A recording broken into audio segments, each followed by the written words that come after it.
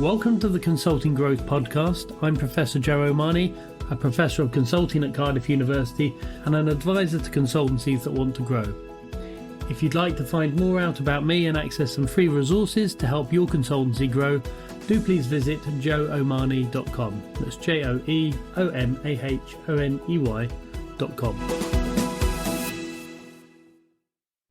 Thank you for joining us. We are here today with Daniel Litvin, who has done many interesting things that I hope we're going to cover in this podcast. But starting off with The Economist and doing some interesting work there, policy advisor to Rio Tinto, consultant and advisor to McKinsey, various other interesting aspects to his life, not least a book I read some time ago now called Empires of Profit, which when I taught more commonly in this area, I recommended it to all my students.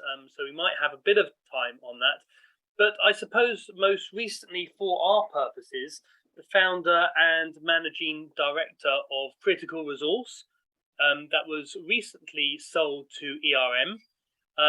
Daniel, it's a real pleasure to have you on board. I was wondering if you could introduce the company and yourself to some of our listeners, please. Sure. Well, Joe, thank you for asking me on the podcast, and looking forward to the conversation.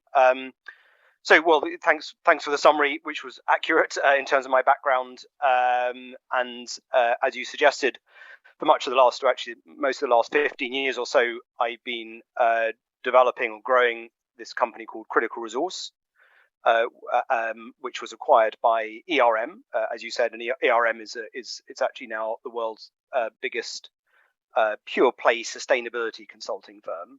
Critical Resource, the company that I developed and was acquired by ERM,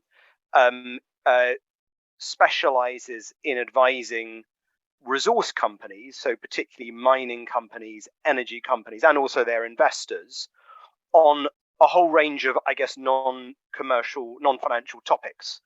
Environmental issues like climate change, social issues like human rights, governance as well. So the acronym these days that this goes by is sometimes ESG, environmental, social, and governance issues. So Critical Resource advises resource companies on those issues, and it's just been a topic that I've been fascinated by for a long period of time. And when I set up Critical Resource, which was in 2006, it was a desire to plough my own furrow a bit, but keep continuing to focus on these issues that have always interested me.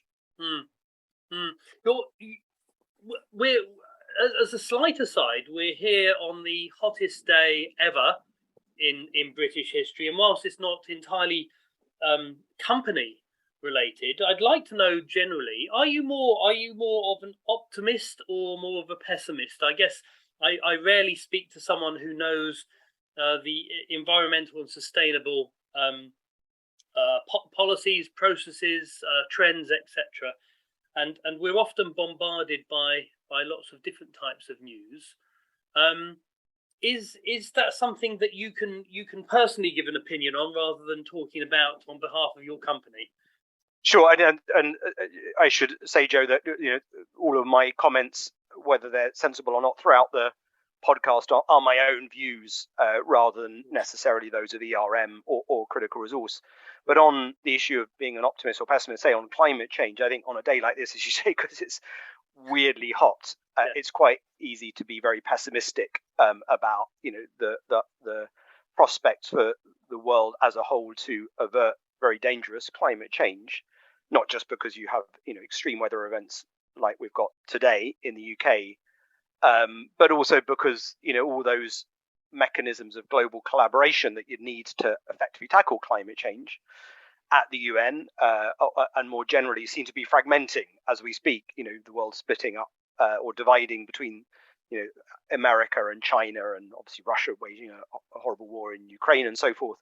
And so there's not a lot of doesn't seem to be a lot of capacity for peaceful collaboration on a key issue like that. So it's quite easy to be pessimistic. Having said that, I suspect that the world will come together, not least because these extreme weather events are just much more in our face. It's with one thing hearing scientists say it's going to get a lot worse and there'll be terrible storms and heat waves and so on. When the public experiences it, I think that really shifts the politics of it and hence creates the incentives for politicians to step up the game. We'll see. That's my sort of fingers crossed. Fingers crossed. It is interesting the number of my own acquaintances who when the weather forecast came out, they paused before booking their flights to Thailand or whatever. Right. Anyway, and I guess was I mean, obviously before you started the firm, you had some interest and some involvement in policy and sustainability work. Was it primarily? I guess I'm looking at your motivations for getting involved with this in such a big way. Was it primarily I want to make a difference and save the world? Was it this is a really interesting high growth area? What prompted you to get involved in this world in the first place? It's a combination, well, three things really. I mean, I think you've covered a lot of it. One is this.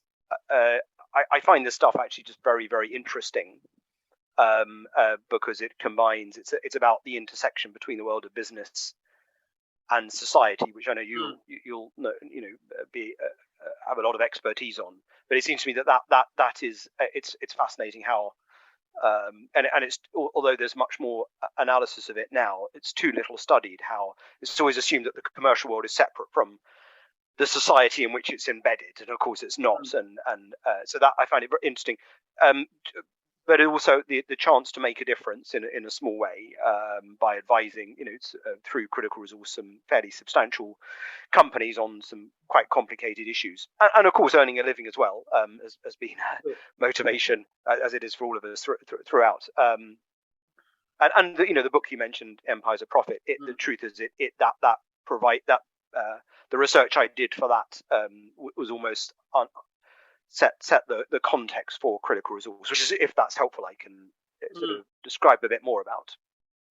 Yeah, I mean that it's interesting that when you left McKinsey, you could have gone off and done any number of things, and a lot of them focused on making vast amounts of money immediately. But you took time out to write a book that I know from having written a few myself.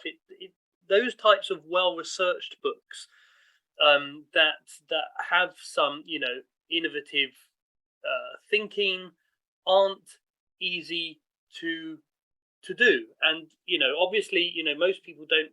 I don't want the details of your publishing contract, but you generally don't write a book like that to make yourself a million. So it was an interesting detour. Why did that come about? Well, it's quite right. It didn't earn me much money, that book, but it was great fun to write. And the truth is, it was spotting, and I'm sure you experienced this yourself. It's spotting an area that hasn't really been explored from the particular angle that others had previously, but also setting the basis for what I might do in the future as well. Because so look, if I may. Just in terms of the topic of the book, it looks at the political power of a series of big companies through history. So starting from the East India Company in 1600s onwards, right until the present day, companies like Shell, the big oil and gas company, and looking at how those big and powerful companies use their political power, particularly in poorer parts of the world. And the basic finding of the book, to put it very sort of crudely, is that it supports the cock-up theory of corporate power rather than the conspiracy theory. Yes. In other words, that the companies, even these set of companies I looked at, even though they were very, very powerful and known for their power, they use that power in often self-defeating ways that cost them huge amounts of money. And the reason for that was because they often failed to really understand the social context of the countries where they were operating. I didn't write the book, to answer your question, I didn't write the book with the aim of setting up a consulting firm, but the findings from the book lend themselves to starting critical resource, because the idea behind critical resources for the resources sector for mining energy, to the extent that if you believe what my research seemed to show, that big companies often don't really understand that well the social context where they're operating, to provide a bit of that analysis and support so that they can understand it better. And the idea being that it's not just positive for the societies that they operate, because they're less like sort of elephants trampling over indigenous cultures, but also that they can protect their assets more effectively. They can make more money as well. So if that makes sense, that was a sort of it sparked the idea for critical resource. Yes, I as I said, I used to recommend it to my students. I think it's an excellent and very well written, very well researched book. And my own background is history. In fact, I think we went to the same university at the same time. Oh, right. Okay. Yes, and I did history, and it always I had a similar insight with governments as opposed to companies, but in terms of especially Britain and America sowing the seeds of what will eventually come back and bite them very often. Had similar insight. So it was a book that resonated with me in many ways, and certainly over the years, I know many students have. It's prompted a lot of my students to get into the political economy side of corporations and the economy generally in perhaps a way that they wouldn't have done if I just taught them management 101, etc. So grateful for that. No, thank you. Moving on to critical resource. When you started the firm in 2006, I think it was, did you start it with an idea to specifically grow it and potentially at some point sell it, or did you? I mean, you obviously had some consulting experience with McKinsey, so unlike some founders, you certainly knew what you were getting into. To what extent did you have a strategy when you were starting off? It was a vague strategy, and to be honest, sort of ill thought out and over ambitious. But what was over ambitious in the sense that it took longer to build the key relationships with clients and the reputation of the firm than I had anticipated. But perhaps other founders find the same thing. But there was the concept, the basic concept was clear in my mind to, like I say, provide analysis and advice on a hopefully more rigorous level than companies were currently receiving around the social and political context where they're operating, and also on environmental issues. So the concept was there. The idea that at least at that point in time, that it was a market that wasn't really being that well served, albeit then much more of a niche market than it is now. But that it was just this idea that the companies were surely persuadable to buy this sort of advice. But I'm afraid it wasn't a hugely detailed plan at the start. Sure, I can imagine it's not. I can imagine when you started out as opposed to now, it was a much less obvious sell to companies. I mean, obviously, there's a logic, behind your book that is, quite, these decisions that one makes on ESG affect the bottom line. But I think companies, you would be more of an expert than me, but I'm guessing companies are more amenable to that message now than they were 15, 16 years ago. It's definitely the case, yes, that this has grown. The whole area of so-called ESG, environmental social governance, it's grown from a cottage industry to sort of a mainstream, almost mainstream pursuit, and it's particularly now that companies are under a lot of pressures from investors on their ESG performance that it makes it a much easier sell. And in those days it was harder. Having said that, the particular sector where and there was some sort of forethought on my side, I think, here to focus critical resource on the resources sector was because that sector, I think, more than almost any other, understands the extent to which society can turn against them and really deeply dislike them and distrust them, whether that's fair or not. Think of the big, endless campaigns against mining companies, and of course now particularly oil and gas companies. Some of those were quite justified campaigns. some not. But so the resources sector under intense societal pressure for almost since it's been around for centuries, really. And so that they would know better than other executives in other sectors that this stuff is, if they don't get it right, it loses the money. Put ethics to one side, because to my mind, one sells. It's easier to sell consulting on the basis of this is going to help you rather than it's going to make you good. Yes. But even so, even within the resources sector, it was, it worked well over the sort of 16 years since critical resource. It's worked very well, in recent years. But at the start, it was still not. There were still many executives who would say, we know the stuff incredibly well already. We don't need outsiders to tell us.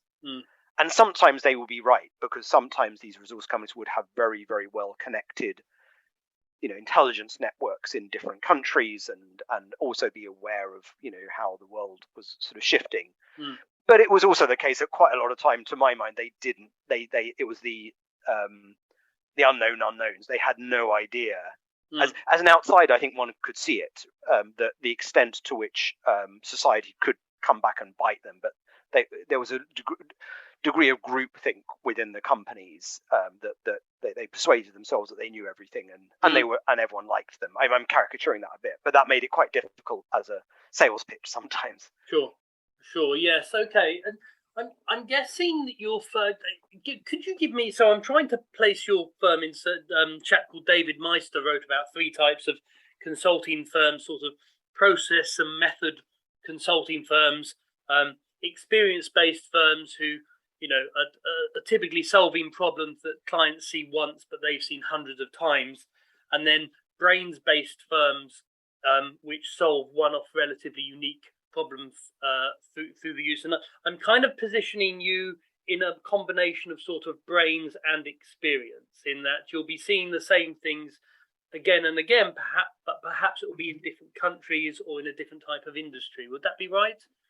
That sounds right to me. So, I mean, we did have a basic. We did have methodologies. We have methodologies that we still use. The core one of which, since the start of the firm, is a methodology which we title License Secure, short for securing the license to operate, or the social license to operate for an asset, where it's a very structured process to help companies to build up a picture, both of how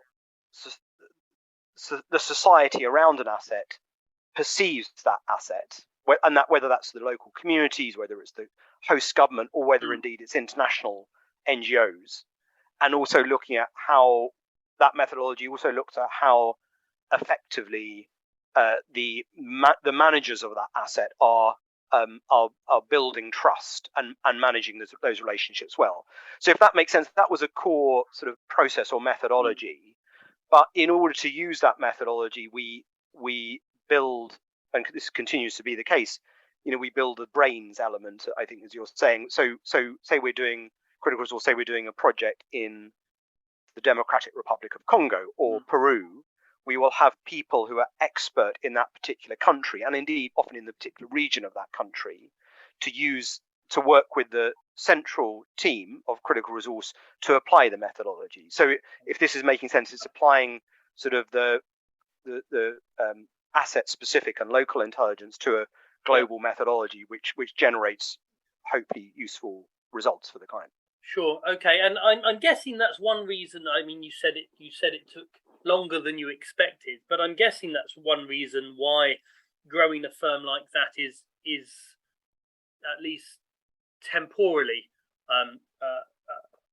challenging sometimes, is because you've got to find that skill set across the world that isn't necessarily, firstly, easy to find, because I've actually done a bit of exec search in Africa. And firstly, the skill set isn't easy to find necessarily, and secondly, when you find them, they don't always want to go and work with a firm that they don't know about. Was that one of the challenges that you faced? Was that, I guess, in terms of the hierarchy of challenges, where would that be in growing the firm? It was definitely a challenge, but it wasn't the most difficult challenge, I think, and because I mean, thankfully, there's a lot of obviously smart people all around the world who, and the way critical resource works is that rather than, so we have and always had this, a core team of full-time employees, and then a network of what we call senior advisors, who are people, I'm sure many other consulting firms use this model, the sort of, subcontractors who are brought on because of their specific expertise for a particular client project, building up a network of advisors. And now it's very strong. It's, several hundred strong, and it's some very senior people around the world, ex-ambassadors to this or that country, and, former senior, people who had senior roles within these countries where our clients are operating. Building that network wasn't hugely challenging, in the sense that we're working with some important companies who are particularly important in these countries, right? So that everyone wants to advise them. So I'm not saying it was easy, but it wasn't. The challenge, the big challenge, or the reason why it took longer than in my sort of naive youth I expected was business development. And again, I'm sure you know this very well and find it a lot with other firms you deal with. It just, the relationship building, it took a long time. And,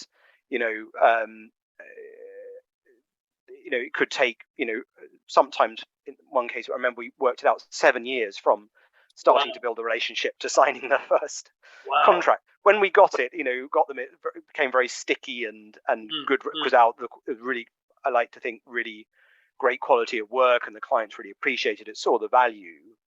But it was partly maybe because it's at least 15 years ago, when this was a much more niche field, and it took much more persuasion of these big companies to use this sort of service, that we had to sort of develop. I mean, again, it turned out very well, and it built up a real head of steam. But it just took that business development process for us took a while. I'm guessing the good thing is, there's always a silver lining to hard to get clients, and that is that it's hard for everyone else to get them. Right. And so that once you're in there, I guess there's not a barrier to entry to others, I guess, but they're more likely to use you again, and it is quite a niche field that you're in. Yeah, no, indeed, and you sort of build. I'm sure, as with other consulting firms, you build the relationship, the reputation, and you, and the sort of once you're obviously a lot of these big resource firms will have multiple assets. So once you've got the reputation with your sort of initial project, it then becomes there's demand natural demand from other bits of the organisation to use the same methodology and the same team. Sure. Okay. And one thing, I'd love to get your insight in, and it's something that I know some of my own clients and some of the listeners find challenging, and that's very early on, moving from you and perhaps one or two others who in effect are acting as partners and eating what they kill to some extent, to taking on headcount and the responsibilities associated with that, and having to feed the beast that is needed in terms of business development you're talking about. But how did you move from a firm of sort of, I guess, well-known seniors who could bring in their own work and have those relationships, to employing people that you in effect were selling at a more junior rate? It was definitely a sort of a transition that sort of began to happen maybe sort of 3 or 4 years after beginning the firm, in 2006, and it was me having to learn the art of delegation and avoiding micromanagement, which I'm sure the critical resource team will still accuse me of regularly, but I mean, albeit there's now a great team running itself, and a great sort of leadership team now separate from me that is running it well within ERM. But yes, so it was recruiting great people, and I always put a lot of emphasis, and it became part of the culture of the company to put a huge amount of emphasis on finding the right people. Yeah. Again, I suspect all these or many of these lessons that I learned from building critical resource are ones that you're very familiar with, but it's all about, to my mind, finding great people. Sure, and I guess it's something that I see relatively commonly with consultants that have left large firms like like McKinsey and others, is that they're used to people almost knocking on their door and saying, "Will you come and work for us?" Whereas when you're starting your own firm and it's relatively small and no one knows who you are, it doesn't happen. And there's lots of shocks that I think corporate consultants get when they set up by themselves, and that's certainly one of them. Mm-hmm. Okay, so you started the firm. You were building your associate network as well as your employee network. You were building a reputation in the area and hopefully getting some repeat business from clients. What other challenges did you face other than business development and finding the right people? What were the other challenges that you faced in growing the firms, and how did you approach those? So there were, I mean, one challenge we definitely faced because of the industry we're in.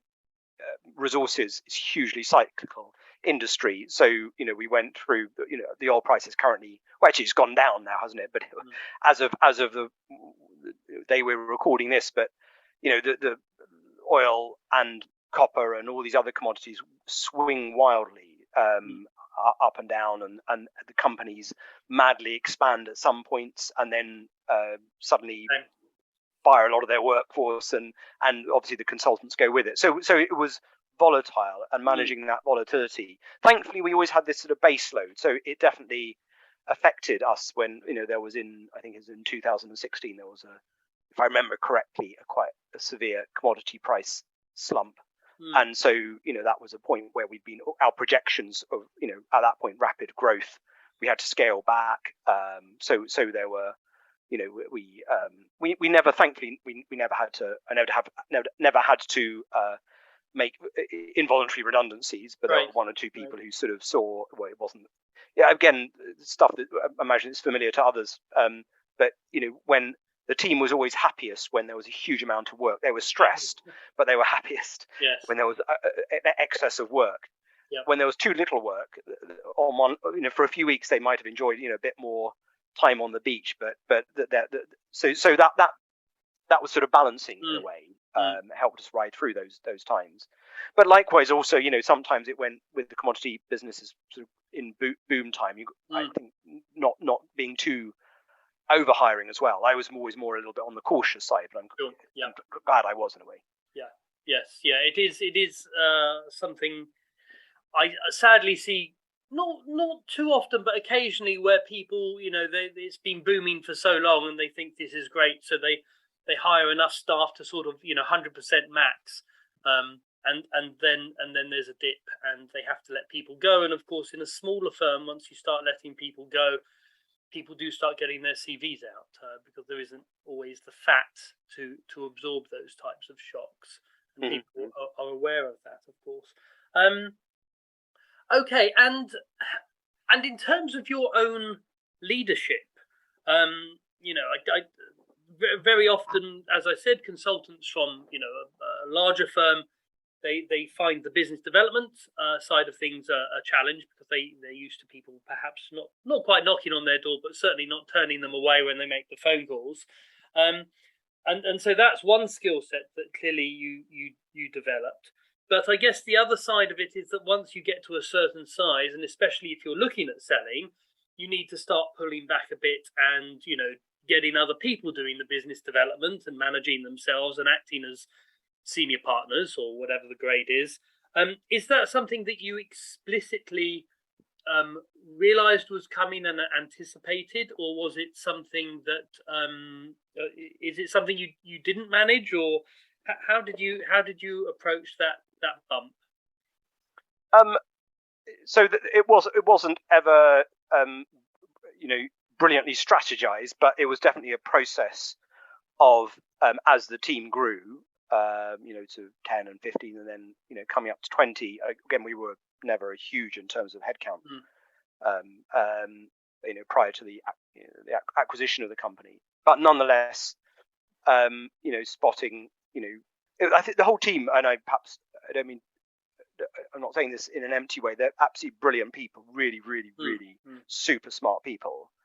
And we managed to get, even though we're not, Critical Resources, not a big firm like McKinsey, we managed, I think partly because these were very, very interesting topics, and it had the social mission as well, because perhaps I should have mentioned that, key to Critical Resource has always been, and it's true of ERM as well, has always been this strong idea that we're not doing this just to make money.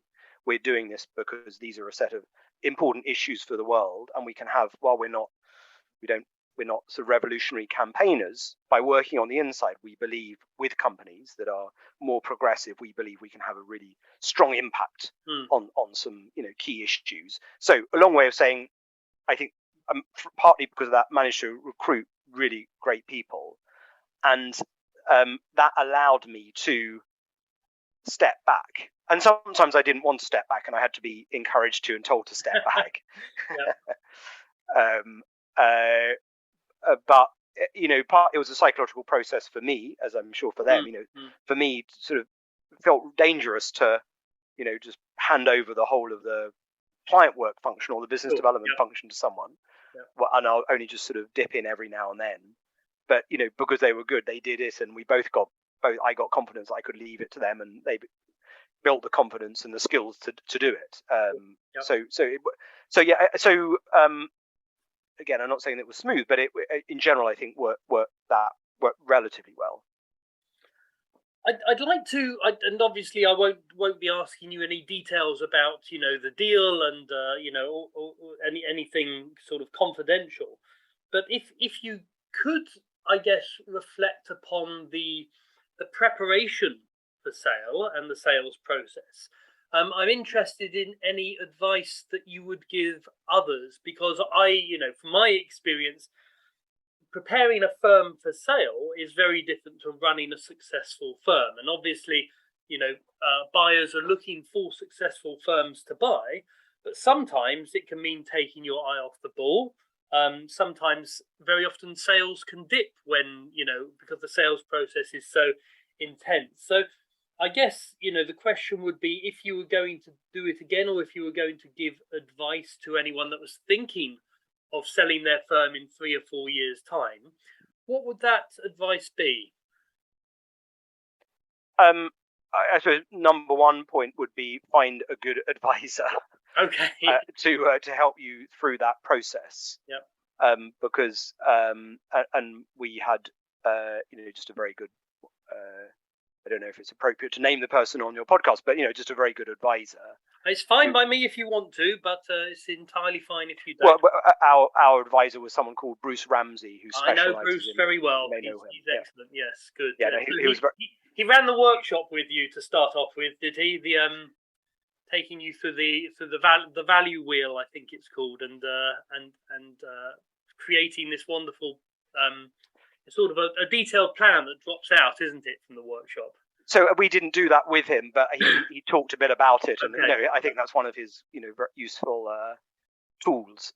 Is this workshop? So we didn't do that with him, but look, whether it's Bruce or whoever, just having and Bruce is definitely was from my perspective was very good, but having him having someone like that to just who knows the process, because I was totally naive, or not naive, but I just didn't know how it worked. And how you deal with interest from a range of different potential acquirers, and and how all the data that is required, and all that sort of stuff. It was just a lot, as you're saying, there's a lot to do while also running the business, and it was definitely a strain on me. I mean, the truth is that running a company is a strain in general, but it just ratchets it up a notch or two, the sales process, without doubt. But it was good as well, because it we were and remain in a sort of, as Critical Resource, in just a strong, very good position, and clearly, and our the company that, as I already said, ERM, that acquired Critical Resource, it was a very nice fit from Critical Resources perspective, in large part, put all the commercial things to one side, in large part because there was an alignment, I think, around culture and social mission. So I mentioned that Critical Resources, the team, not just me, but the whole team, felt quite strongly and feels, I think, quite strongly about doing work that is valuable in some way. And ERM is, its raison d'etre is sustainability and, working with companies, particularly large companies and large organizations to raise their game on sustainability. So the cultural fit was nice. So that, there may have been others interested, but that fit sort of was important. Yeah, it makes so much difference, and especially with many founders end up with an earnout of 3 to 5 years, and if you don't have that match, then obviously you can end up destroying some of the value that you got in the first place. And I always, when I'm advising small firms when they're looking, I always say, it's not just making you feel good. I've experienced 2 or 3 founders who have sold to the highest bidder, and have lived to regret it sometimes because they didn't take that into account, and they ended up quite unhappy, and in a couple of cases actually leaving before the earnout was over. No, indeed, that fit I think is key. Yeah. And talk to me about the benefits of now you're big, now you're part of ERM. It's obviously a much larger firm. I'm presuming that opens doors in terms of business development. But what are the other benefits? Because some people will be thinking, well, obviously if you're selling to someone like Accenture or KPMG, there's always the threat that you just get absorbed into the Borg, as it were, and you lose the distinctiveness of the company. So I'm interested in sort of selling to a firm that you say, the values fit well and they have a similar culture and ethos. How has that experience benefited Critical Resource? So, although, as you say, it's not, ERM is not of the scale, I believe, of, certainly not of Accenture or one of these giants. It's sizable. So I believe it has around 7,000 employees around the world.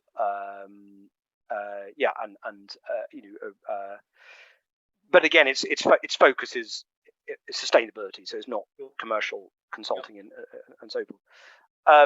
And for the team, the team, I think while there will be, it's definitely a change of culture. The social fit is right, but it's definitely a change of culture from a small entrepreneurial, firm to one which has quite rightly, stronger governance processes. Sure. Critical Resources were good, but ERM has to have very, very, rightly strong control processes. So it's definitely a change. So and some, depending on, I think, the personalities of team members, that may be, for some that's few, I'm into sort of safety. Sure. Others might find it, they want the entrepreneurial sort of culture. But for all of them, I genuinely think that it opens up just many more career opportunities. But partly because there's the ERM provides a platform for, potentially very, very, we were doing extremely well, but very rapid growth. It has clients, the number of clients that ERM has is obviously of a far greater, size and clout, and so the opportunity to grow much more rapidly for team members to jump from Critical Resource to other parts of ERM. It opens up new things, and I think particularly it's partly to do with the evolution of the ESG field that we were talking about at the start, because it's now a big boys game, or big girls game, not to be sexist about it. And there's definitely still room for boutiques, but over the last couple of years, a lot of the big consulting firms, it's all public domain stuff, are investing very, very heavily in this area. Yes. ERM has 50 years experience here, and perhaps turning into the ERM's salesperson here, but it has a depth that firms who have just got into this space it's not a few years ago don't. Exactly.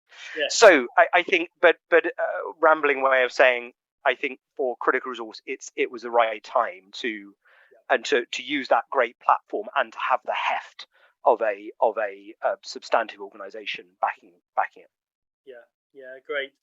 Okay, thank you. And finally, it's one question that I ask everyone towards the end of the interview, which is if you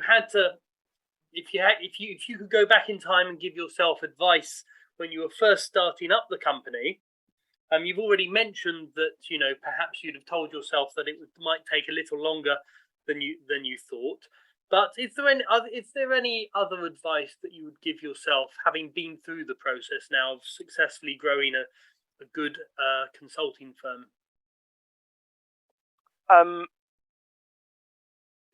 Don't give up. There'll be obviously difficult periods. Be really persistent. As you say, coming out of originally, when I was at McKinsey and other big firms, there's a sort of one is such firms can be fantastically effective, but they provide a sort of cocoon around individuals, I think. And when you first go out into it feels very cold, right? And this is hard. Not to be put off by that, to do it. I mean, I think it's a hugely rewarding. I don't just mean financially, but I mean particularly personally, hugely rewarding thing to do. Yes. And partly because it is hard. It's great fun. Yeah, it's a tougher version of writing a book, isn't it? It's it's even a harder. long labour process, and sometimes you think, "What the hell am I doing?" And indeed, yeah, it's nice, and it's also nice to have that. I know one shouldn't look for external validation, but someone else coming along and looking at your company and saying, "Oh, actually, you've done a good job here. We're interested as well."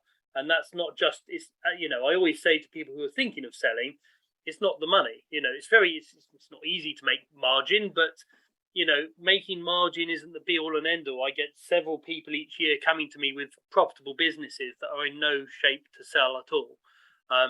So it's nice to get that external validation sometimes, isn't it? No, indeed, and indeed, yeah, as you're saying, doing it because it's something you're interested in and can add something, and then it's easier said than done. But then the money should be the side issue in a way. But it's having the good team of passionate people around you, I think, is central to it. Yeah. Daniel, thank you so much for your time. It's a fantastic story, and best of luck to you and the team at Critical Resource and ERM for the future. Thanks very much, Jono. It was good to chat with you.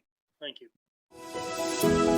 As ever, thank you for listening to the Consultancy Growth Podcast. This is Professor Joe Omani at joeomani.com.